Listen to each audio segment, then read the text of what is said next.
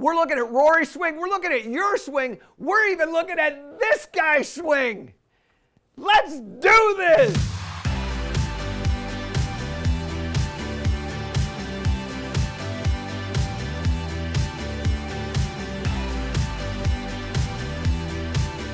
It's time for a grip tip presented by Golf Pride. So we're looking at your golf swing. There's nothing harder to figure out than what's going on in your golf swing. Well, you know what? Courtesy of our friends at V1, I've got a chance to be able to look at you in super slow motion. We've just added a few cameras in here just for this. And our first guy in, Mark Lucy. So Mark, enjoy this little bit. And by the way, thanks to V1 for being part of the team. Now, let's just show you exactly what's going on with Mark's swing. We've got this in a super slow motion.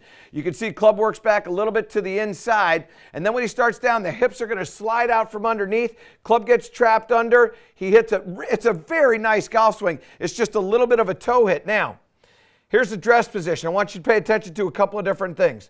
This will be the address position. That's the club shaft at address. It's at about a 48-degree angle. And also, we'll just put a little wall back here on the rear because I want you to see, and I talk about this all the time, what happens when we start to early extend and how that affects the path of the club and ultimately the strike of the shot. So as this club starts to work into the backswing here, you can see it's a little bit under the plane. Now, I'm with you that this camera angle is a little bit higher, but just trust me, I've looked at these enough. I know this is a little bit under the plane. So when he starts to come in, there's a little bit of a lift up in the body, and he starts hoisting this. This is what we call a round and up. The club face is actually really, really nicely positioned relative to the forearm. So you can see the forearm is in that position right there. Club face is in about that position right there. So very, very nice, and particularly with the shot that he's trying to hit, it looks like we've got a hole location that's right over here. This is where the flag is. So it looks like he's trying to use the right side of the green and hit a bit of a draw in there. So it's wonderful. But what I want you to see, let me just erase all that stuff. Watch what happens. There's that, and there's this. We'll put that at 48 degrees again. Now what happens when he starts to bring the club down is the club starts to work down. The arms and hands are working down, and the club is starting to flatten out and get under the plane so that when he gets into this position here, which is roughly club shaft parallel to the ground, you can see that the angle of this club now is going out this way, and the angle of the feet, well, those two aren't parallel. So that would give you the indication that the club is coming dramatically from the inside. Now what I'm going to do is erase all that. I want you to just watch what happens as this club starts to come down into this strike. You can see how the club is now approaching the ball. This is the angle that that club is taking into that golf ball. And watch the strike right on the toe. You can see how far off the toe that is. In fact, let me give you the little, look at that strike right there. That's off the toe. And what does that mean? That means a loss of distance. That means inconsistency in what the ball is going to do with the strike. And also it means that the club is going to twist in your hand. It's going to lose some energy. But one of the very interesting things for me is, why is that strike off of the toe? Well, let me show you something here. This is what the club shaft is, the angle that the club shaft is at impact. That's a 60-degree angle at impact. Now, I'm going to show you what this looks like at address. That's the address position right there. 48 degrees right there. So he goes from 48 degrees to that impact position. The other thing that you're going to notice is when he goes into this position here, I'm going to draw a line. Now all I'm going to do is I'm going to change up and show you what the impact position is. That impact position is right there. Look at how far off of that rail he is and how much he's lifted up the shaft. Now, part of that is that the camera moved a little bit, so that's going to distort some of that. But truth be told, that's why that's out on the toe, because that handle rises up. Now, why does the handle rise up? Well, the handle rises up because when the lower body starts to work into this and we start to extend, my arms and hands and shoulders are going to rise up this way. And the only thing that the club can do is also, because of the handle, lift up into the air, which means I'm going to hit it off of the toe. Now, what we need to do in order for us to have success is we've got to stop this lateral slide that we get in here. We've got to feel like we're getting this lower body to work back into there. And one way to feel that is by feeling the upper body moving forward into that strike. Now, let me show you one of the coolest things that we can now do here with the V1 program. I can go back over here and I can videotape my swing. So what I'm going to do is I'm going to take a video of this and then show you what that looks like when we get the upper body to move a little bit forward into this strike. So there's my strike. Pretty good shot. Let me hit the pause button here. So we got a little bit of a fade. And come on up here because I want you to see this.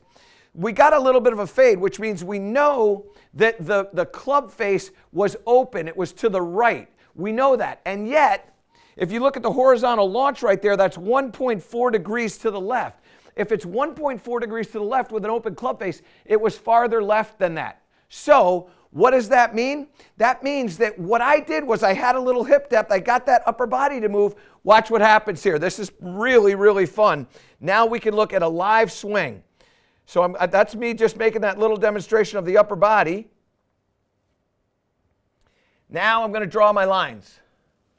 So here's the line that I have at address, and that's at a 53-degree angle, and I'm going to just put a little line on the back end there. Now, as we start to take the club back, or as I start to take the club back, what you're going to notice is that I have sunken some weight. That's why my lower body is out past that line, which is good. Good full motion. As we come down into the strike here, the head of the golf club is right on the shaft plane line as it starts to get into that golf ball. Now, here's what you're going to notice.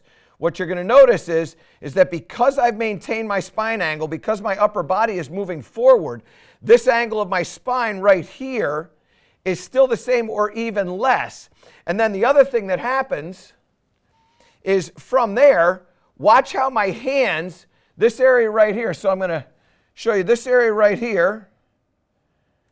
Watch what happens with my hands as we start to come into that strike. They're going to start to work towards the shaft plane line. And that's going to throw the head of the golf club out onto the strike line. And when I get out onto the strike line right there, look at how the shaft of the golf club now matches up to the original shaft plane, and also what happens now with the rear. So now, what does this all mean? Well, let's go back over to our friend Mark. There he is. All right, now let's watch what happens with Mark. So now I'm going to draw this shaft plane line on Mark. He's at 47. He comes down into this strike position. And there's the shaft plane line up there. So you can see how that has risen up. The arms and hands have risen up. How much the body, look at how tall that body is right there. Look at how now I'm down in this shaft plane. This is where I am. My body is now in my spine tilt. And if I go back to where I was at address, there I am at address. So there's address. Here's impact. You see the difference between those two. So let me just erase all this stuff. Look at the difference between my position of my spine angle here and his position of his spine angle there. And that's because the lower body hasn't gone back. That's because when you come into this, the lower body is sliding and working underneath, and all that can happen is the body can stand up. Now, how do we solve this problem? My favorite drill. I've showed you this a lot. What you do is you take the golf ball, you put it outside of the foot and inside of the strike line. So it's right on the hosel line. And what it's going to ask you to do is move the upper body forward into that strike. That'll look like this. And as you start to do that, you're going to feel a lot of rotation and a lot of lower body staying back, so the upper body is moving forward. You do that drill. Just keep going through that drill. And then eventually what's going to happen for you is you're going to get comfortable with feeling the upper part of the spine moving forward, and that's going to help keep the lower part of the spine back, and that goes like that. And now all of a sudden, I can hit a ball that starts on the left-hand side, and I feel like my upper body has moved into that strike. What I can tell you is that when you start to do that, you're going to change your strike, you're going to change your impact point. It'll get into the center of the club face instead of out on the toe. And Mark, I know that's going to help you with your game and everybody else. I know that when you work on maintaining that spine angle, maintaining that hip depth, and getting an understanding of what's causing what, your game's going to improve. That's a grip tip presented by Golf Pride. It's time for Proving It, presented by Titleist.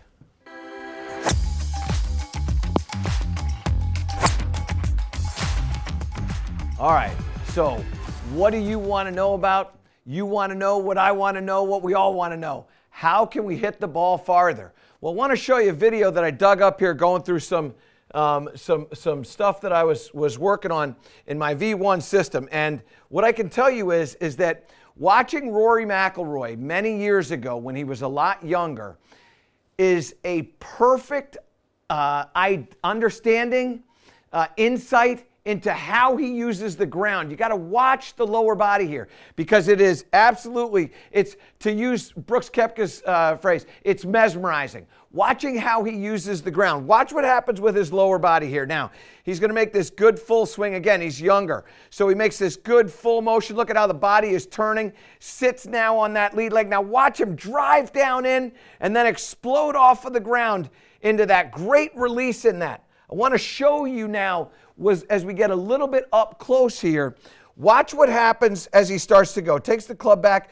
There's a little bit of a shift, a lateral shift in there as he starts to put a little bit of rotation, upper body and lower body rotation into this. Now, here's what I want you to pay attention to. I'm going to draw a line across the hip girdle. Now, here's what you need to appreciate.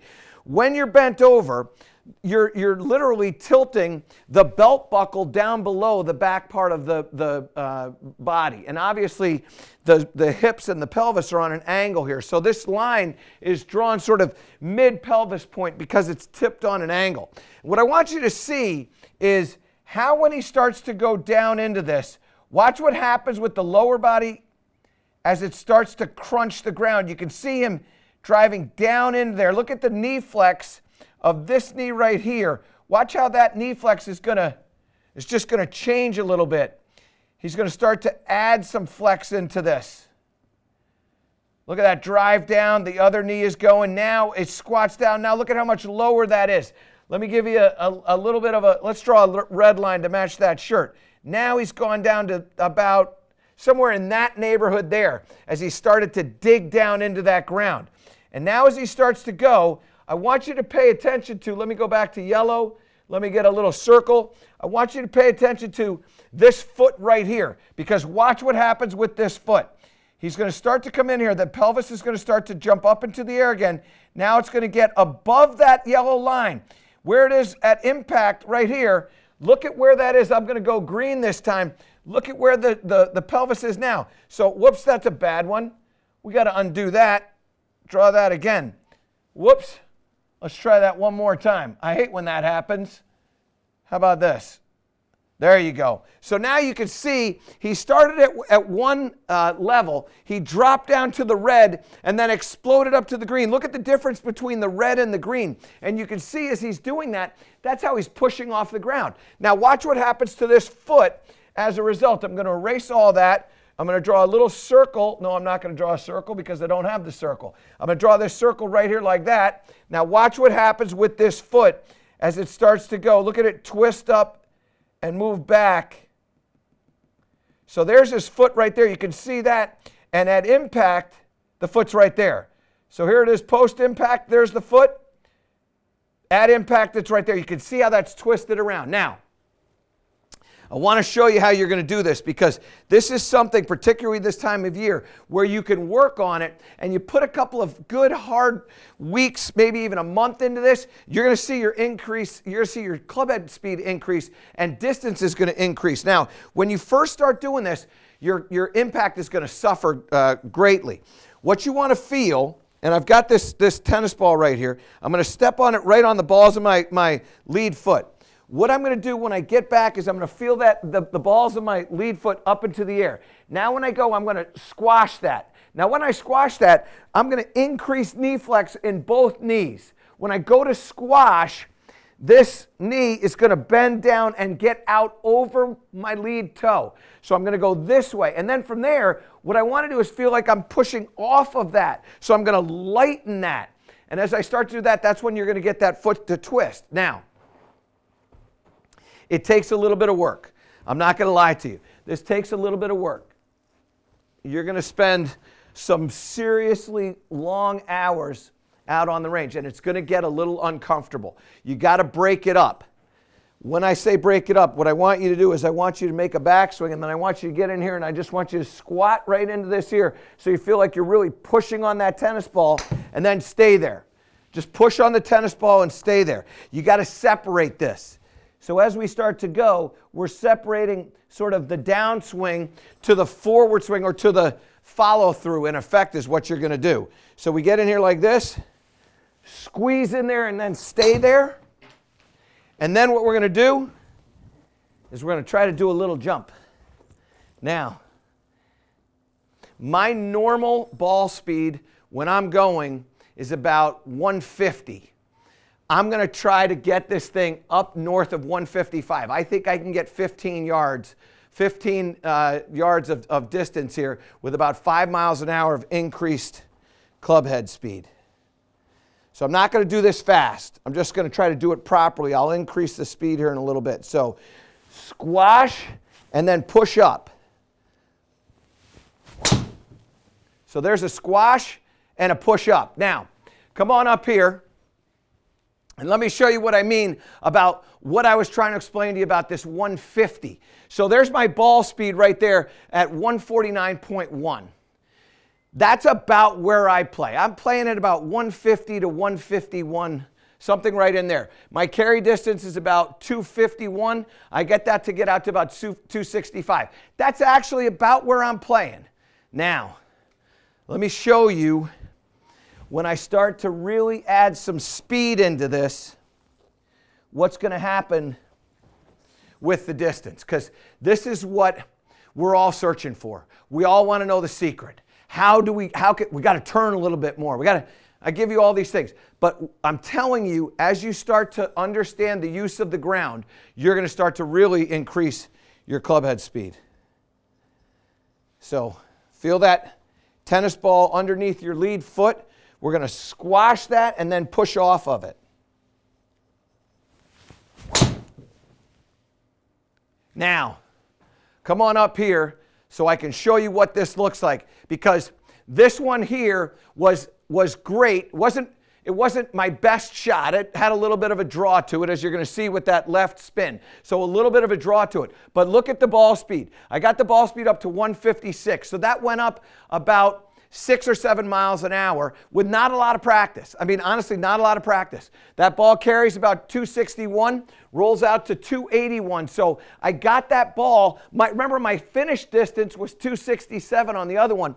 This is 261 in the carry. So I almost carried it as far as it was finishing before. And then I got it to get out to 281. Do I have 300? Do I hear a 300? I'm going to try for one. I don't know if I can get this thing north of 156. I don't know if I got that. But what I can tell you is that you will increase your club head speed.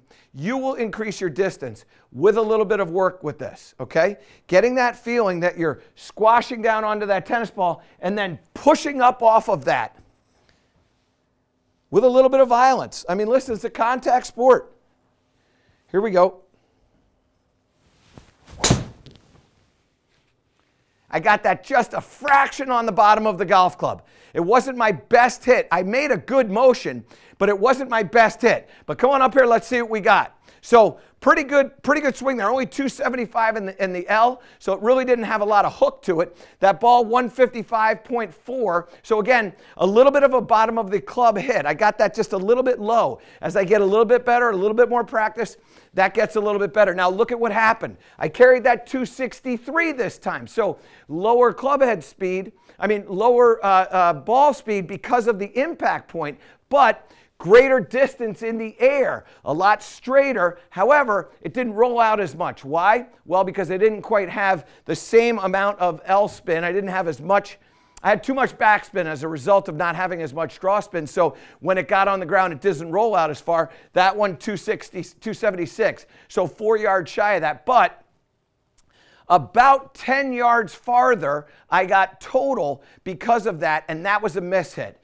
And what I can tell you is that as you start to work on this, as you start to understand how to use the ground effectively, as you look at what Rory McIlroy is doing, was doing, and is doing in his golf swing, with that lowering of the body, that's where that pelvis, the hip goes down, and then pushing up and seeing that expand. And the difference between what it is at its lowest and what it is at its highest, now all of a sudden that tells you about how much he's using that ground. And that ground force is what allows you to generate more club head speed. More club head speed will translate into more distance when you start to hit the ball in the center of the club face.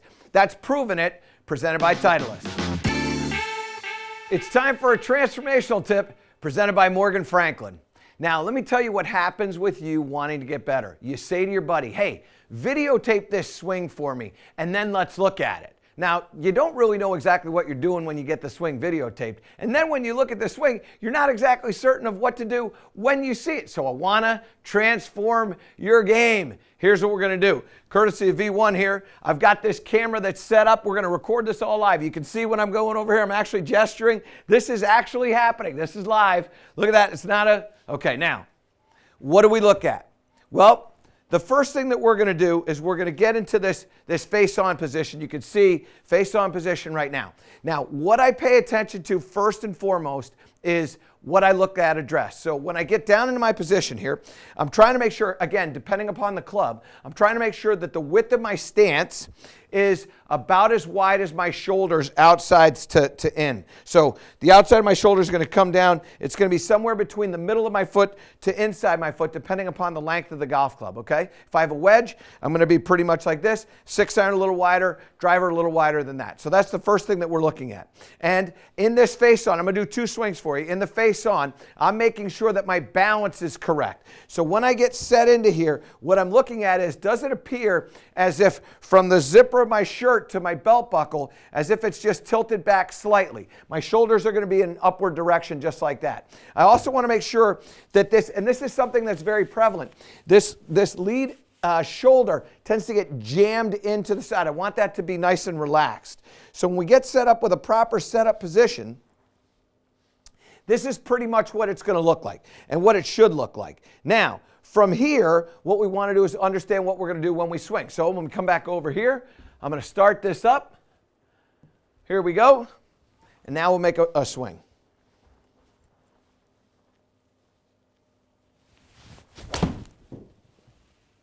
Okay, so pretty good golf swing. It started a little bit to the right of my target, but I don't hate it. So let's see what we're looking at in this golf swing now. So fast forward this up to address. Now remember what I was telling you before, I'm looking for the outsides of my shoulders. So if I go down like that on a 90 degree, that's coming down in there, outside of here, 90 degrees, just inside. So I love the width of that. It also appears as if I go down from here down to there that it's got just a slight backward tilt to it. So I love all that. And then I'm looking at the shoulder line, and the shoulder line is going up, and that's probably about 7 or 8 degrees in an upward tilt. So again, 6-iron, kind of like that. All that I like a lot. Now, from here, what I want to pay attention to is, how am I moving the club with my body? Is the club moving at the same rate of speed as my shoulders? In other words, is the club head staying in front of my chest? And am I making a fairly full motion? So we go back in here, and I get up to the top. Now at the top of this swing, I'm looking at my shoulder line, and that's about a 90-degree turn there. It also, when I take the outside part of my hip and I go down from that, I don't want to see the outside part of my hip get outside of the foot. I want that hip to stay inside. So many times, if the hip goes out this way, what ends up happening is you have a difficult time transitioning into the downswing. The body has to rotate, but this hip has to be spinning inside the framework of the foot. We don't want it to get outside. So those are two things I'm paying attention to: the rotation of the upper body, the rotation of the lower body. And when I'm looking at that, I'm going, okay, I like that very much. Now from here, the other thing that I'm looking at is I'm looking at the angle between my lead forearm and the club shaft. And from there, what I want is I want an angle that's going to be about 90 degrees. And that right there is about 90 degrees. So I'm in love with all this stuff that's going on in the backswing. I'll show you my flaws here later, things that I personally struggle with. Now, from there, now we start to transition into the downswing. And the reason why it'll look as if the club head is still going back is what happens with proper transition is the weight seems to be moving forward while the club is still moving in the backward direction. So what you'll see here is you'll see that my body, lower body, upper body, is now starting to load into that lead side. You can see this lower body now is engaging. You see it kind of moving right there. But also what's happening is, if you watch the club head is continuing into the backswing. So right there, that's where the club has moved in the backswing, but the lower body has already started the downswing. And that's a really important thing for you to understand when it comes to how to sequence properly. Lower body is going to start to engage first, upper body is going to start to work, arms are going to start to go, and then the club finally is going to go at the very end. So we've seen the lower body engage. I'm starting to get some pressure into that lead leg. Now I start to go down. Now what you're going to see is I'm not really getting rid of any of this angle between the lead forearm and the club shaft. The shoulder, this shoulder right here, is moving forward and back. It's moving that way. It's moving towards the target, but it's also moving in a rotational fashion. The width in the legs is very good there, and I still have a good angle between the club shaft and the lead forearm. Transitioning down into here now, that arm is still up against the chest. That should start leaving the chest here pretty soon. So as we start to get to where we're parallel to the ground, I've got my, and when I say parallel to the ground, the lead arm is parallel to the ground. The club shaft now is perpendicular to the ground, which is precisely what I want to try to do in this delivery position. So that's a big thing that I'm paying attention to. Now, as we start to go, now the arm is starting to expand off the chest because the trail arm is starting to push in front. And you can see that right there. And then one of these positions that I really pay attention to is when the butt end of the golf club right there is touching the thigh. What does the shaft of the golf club look like? And what I don't want to see is, I don't want to see the shaft of the golf club now pointing down to the ground. I want it to still continue to point up into the sky. That means I've retained this angle, and as I've retained the angle, I've retained a little bit of power. Okay, that's really something you want to pay attention to. Many times I see players come into this and this club shaft is in this position here. You've run out of all your strength. That's where you're losing distance and probably struggling with the impact point. Now we start to go. So I know that I'm in a pretty good position. Now I'm checking to make sure that the body is continuing to rotate. I want to make sure that when I get into the strike, there's my strike position. And now what I'm going to do is I'm going to go from the shaft of the golf club up through the hands, and then continue that, and that should go towards the lead shoulder or be outside of the lead shoulder. That's a very important thing. If the club shaft at strike is pointing to the center of the body, now all of a sudden I've added loft, right? If I take this golf club and I lean it forward like this, I've de-lofted the golf club. That's going to make this ball come off a little bit faster. It's going to help me with my smash factor. If I have the shaft leaning backward like this, now I've made my 6-iron, an 8-iron, or a 9-iron, throw the ball way up into the air. It doesn't have any distance, doesn't travel the distance that we want. Now when we start to go through, now the last part of this, and this is a really important part for me individually, I don't want to see my hands turning over. I don't like the club face having a high rate of closure. I don't want to see that club face spinning over. And so what I pay attention to is when this club starts to work through, how long can I see the glove on top of the trail hand? And right there,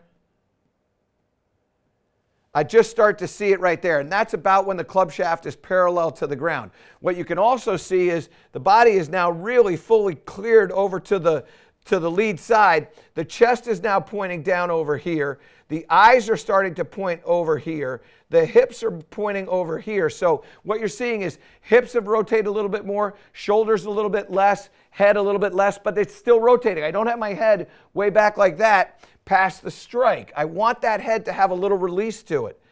And then as it starts to come through, now I'm lifting up and letting the body rotate. And when I'm done, and this is the part where I struggle, what I like to work on is I want to make sure that my lead shoulder, if I draw a straight line down from my lead shoulder, that it's going to be over the lead foot. That's a 90-degree angle right there. And you can see now if I went down this way, that my whole body would be forward of my back foot.